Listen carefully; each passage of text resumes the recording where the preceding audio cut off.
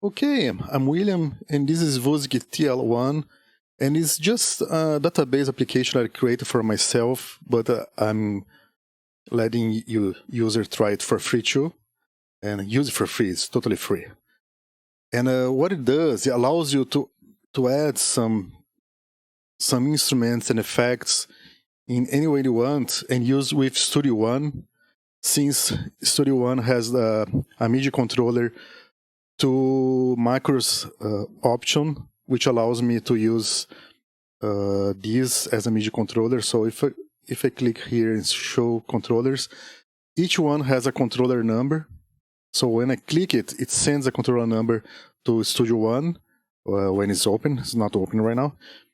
And allows me there to assign a macro like insert instrument mini monster, or insert instrument Wusik station, or insert effect in the current track, anything I want here, like X noise or something like that. So I'm going to show how it works. So let's go to the original files that we're going to download. So have the execution file and a text file. The text file allows you to change a few things. So the number of rows and lines, let's say you want a 4x4 instead of a 5x5 or a 2x5, anything you want, you can insert in here. You can turn shadows on and off for the thumbnails. You can change the font name, the color of the description. Then you have the padding, vertical and horizontal, for the whole area. And the inner padding is for each thumbnail and description.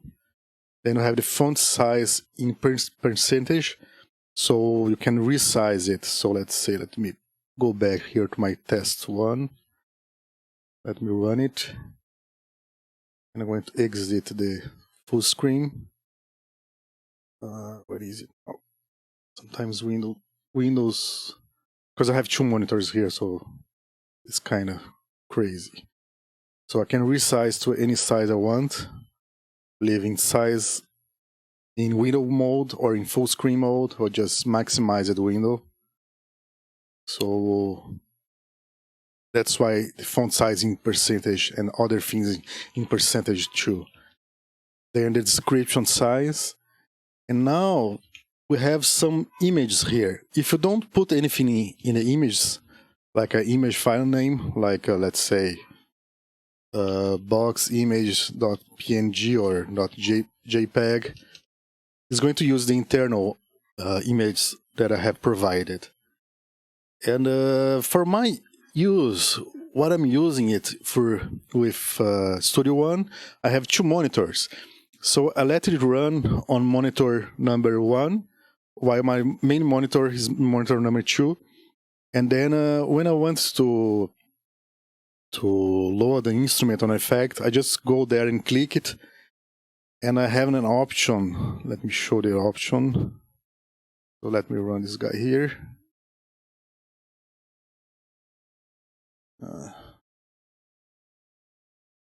Put it in here. If I right click it without moving, I have the option of auto hide and auto center mouse. So what I'm using this, so in the other monitor, when I click something, it's going to show my background. So this is my background, which I have set on by default on the program.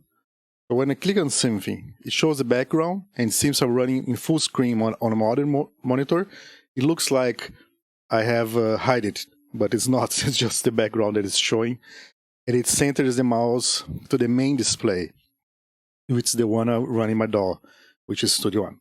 If I click again, it shows again, so I can select something. So each image here you can replace. So let me show another example here.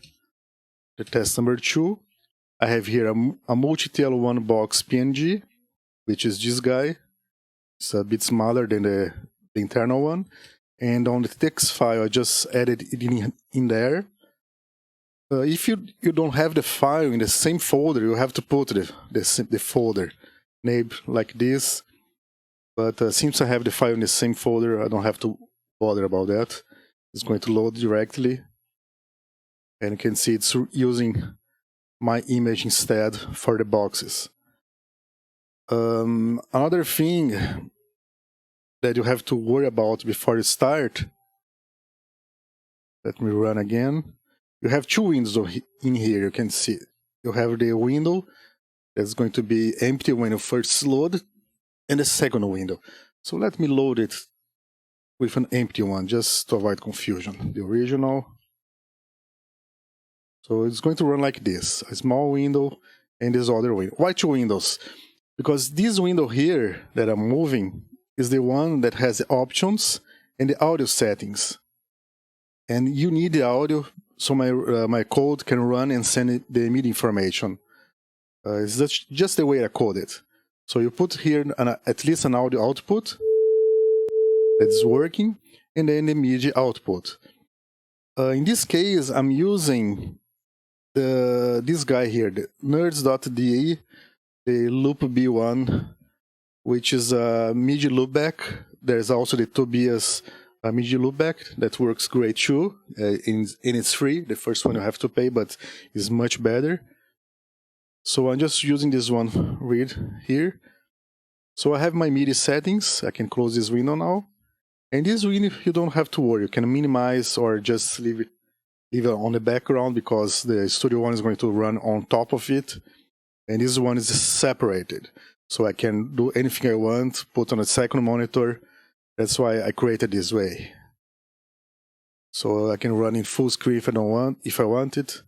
So you can see now, the first time you load it, it's going to show right click for options. Okay, right click, you have to click and not move the mouse. Because if you move the mouse, it's going to try to adjust something, but since there's no items here, it's not going to do anything. You're going to see in a second. So okay, we have full screen, auto hide, which is not really hiding, it's just showing the background. Auto center mouse, hide on startup, keep aspect ratio, I'm going to show in a minute, and show MIDI controller, which is something that's always going to be off when you start. So this option is not going to be saved, because it's just to check if the MIDI controllers are corrected on the screen, on the database here, on the Wusik TL1, and on Studio One. And you have the group option. So we have up to 7 groups, A, B, C, D, F, G, A, B, C, D, E, F, G. You can change from one group to another using the F1, 2, 3, 4, 5, 6, 7 keys. You can also use the Enter backspace, the plus and minus on the keyboard, the up, down, left, and right too, to go from one another, and the mouse wheel. So if I go here again back to the test that has already something set up, so if I move my mouse wheel, is going to change from groups A, B, and C. And if I use my keyboard keys or F1, 2, 3, is going directly to the ones. 4, 5, 6, 7 is empty. But when you screw with the mouse wheel or the cursor keys, it's just going to default to the number of groups that you have something added to. And another thing to pay attention is it's going to create a Wusik TL1 data.txt file. So it's a text file, you can edit it.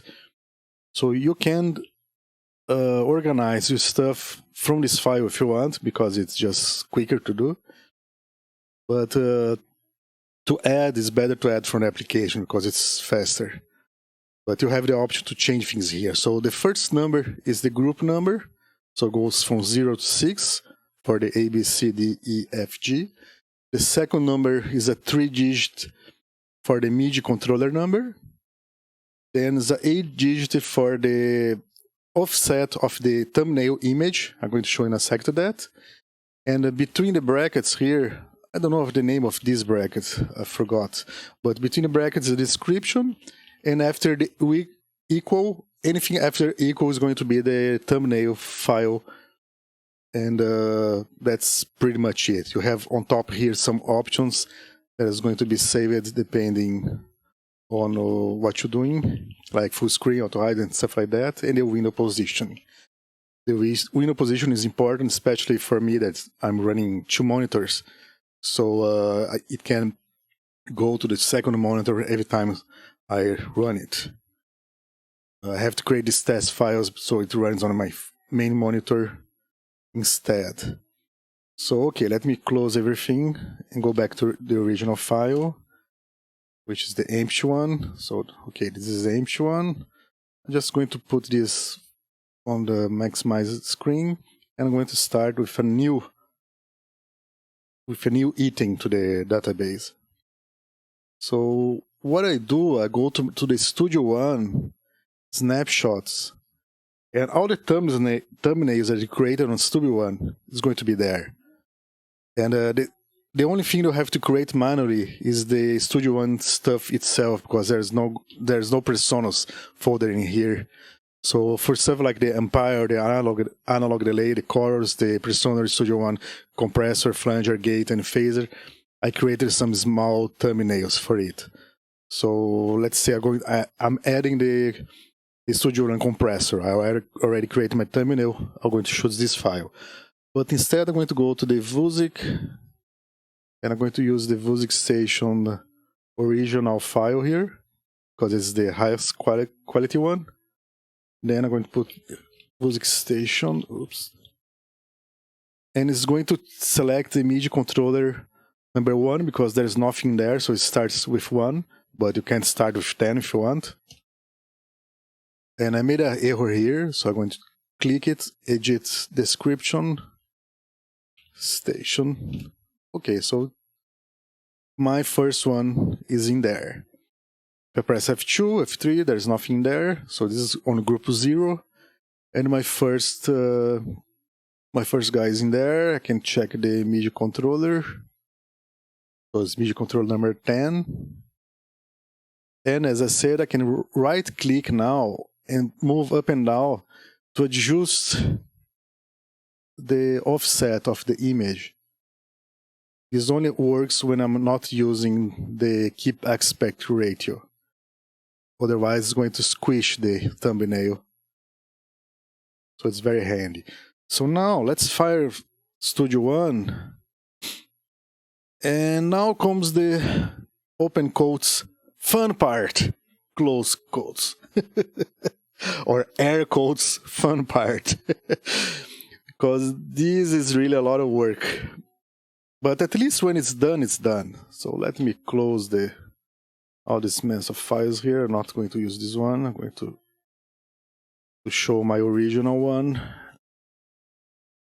Test number 2. And here I already have added everything that I use a lot. So this is my instruments, the ones that I use a lot. So it's 25 instruments.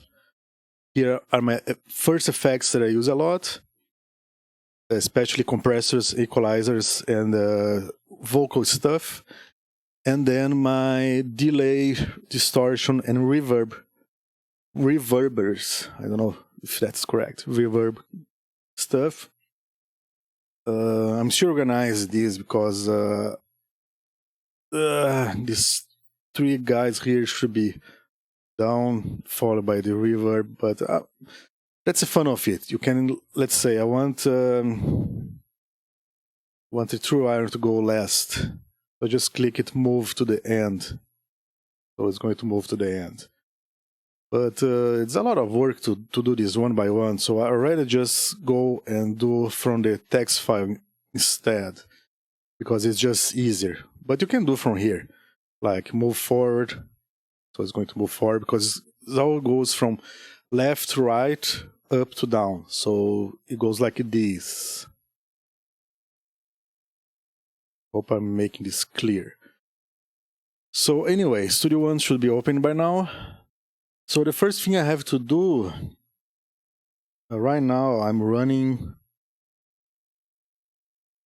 with the Ethernet MIDI option.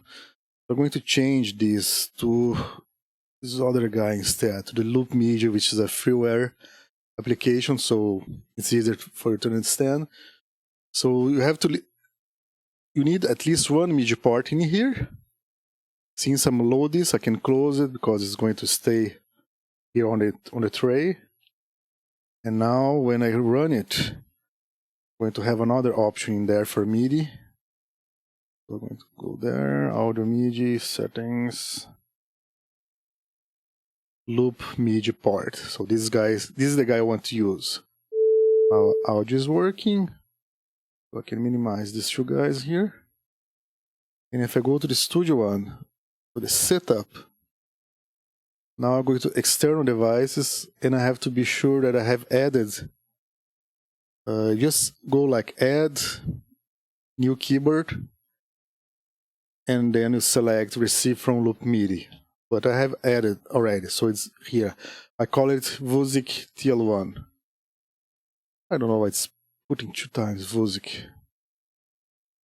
Well, anyway, maybe I have to put like this. But I like that, like this way. I just going to select here loop MIDI part. Okay. So now the 2 guys are connected. So every time I click on something here, it's going to send a MIDI controller to Studio One. So I'm going to create an empty song just so I can open my external device here. So I press F3 to open the mixer. And here on the left, bottom left, almost bottom left, I click on external. Here's my Wusik TL1. I click on the down arrow, edit, and I already have added everything in here. But the idea is that you click MIDI learn, and then you go one by one on each of this guy is here, and it's going to add. So let me add another one here. So let's go to the F3, new. I'm going to add Wusik ZR in here, Wusik ZR, and controller 99. And I'm going to go and click it. Now if I go to the Studio One, it created a new controller in here. Open this better, 99. I just right click it, button on and off. And now I have to assign this to something. But how do I do that? Well, you have to create a macro now. So I'm going to go to Studio One Macro Organizer, Show Macros folder. You just click this guy here.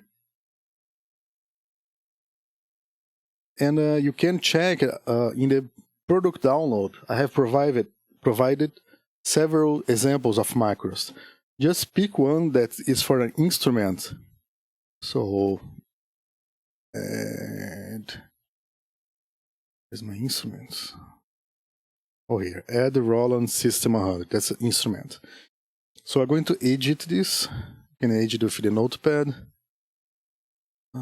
Where's my open options? I don't want to open with the notepad. Here, open with. Just so you get the idea. You can open with notepad with no problems. Where is the notepad? Ah, come on. Sometimes I do things too quickly and then like here, notepad. So it's just an XML file. You just look for this macro title. That's the title. And I just change that to add instrument Wusik ZR, and then you save as add Wusik ZR. It's going to save on the macros folder of the Studio One. So okay, I created a Wusik ZR. I used my template in here, which is provided with the file. Just search for something that has a add instrument. Because now we have to go to the Studio One and change this ID to the correct one, because this is the Roland ID.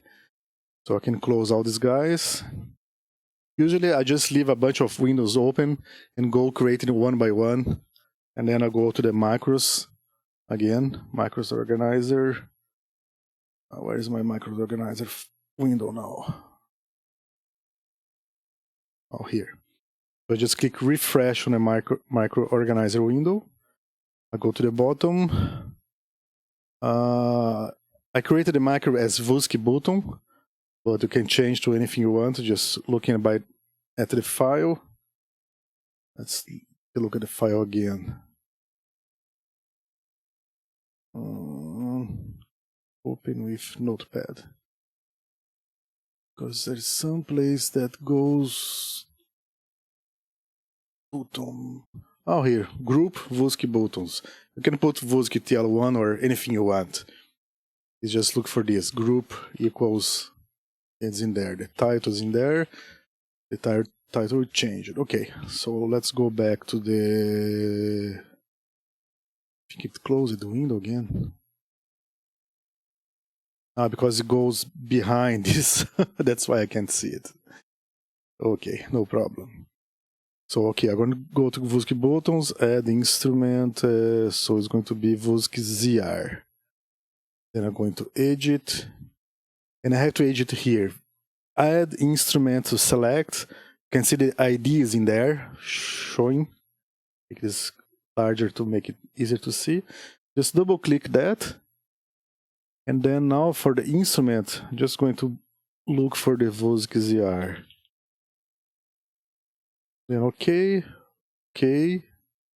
And now I'm going to go to the controller 99, assign command, I right click and select assign command, and just press ZR, and then it's going to show my macros here, Wusik ZR, and okay. So I can click the MIDI learn to stop learning. And now if I click here Wusik ZR and go back to Studio One, it's loading Wusik ZR.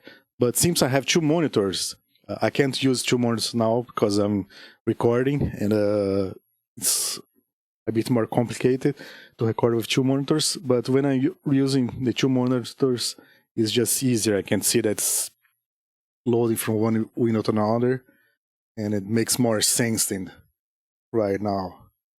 So I'm just going to remove this because I already added this in another way. So I have to click MIDI learn and remove. So yes, it's a lot of work, but look this, I already added everything I need in this particular window here. So everything is done, so I can just start using it. So I'm trying to think if there's anything else to it, but basically it's just that. What I do, or what I did on this case, to add much quickly, I just went with one file. I opened the instrument micro file and just went saving as to several files and changing the title on the top of the file from the file contents, and then created all the files first. Then I went to the macros organizer and changed everything so this line here will load the correct file. In this case, strum session 2 is to the strum session 2 macro. And then I went clicking on all the buttons with the MIDI learn activated here, so it was loading. Then I changed it all to the on and off instead of knobs. And then I start assigning all the macros to each button. It took me like an hour to do that. But at least now it's done, and it's nothing that I'm going to mess so soon, so I don't have to worry about that. And I just have to remember to backup, make a backup copy of the snapshots folders, because I'm using the image from there. But apart from there, it's not a big deal. So okay, let me close Studio One, and close this guy here. And if you look now, it created a back copy, so it always creates this file with a copy of the previous configuration when you change something. But if you don't change anything, you just use the program like clicking, and no changes, is not going to do that.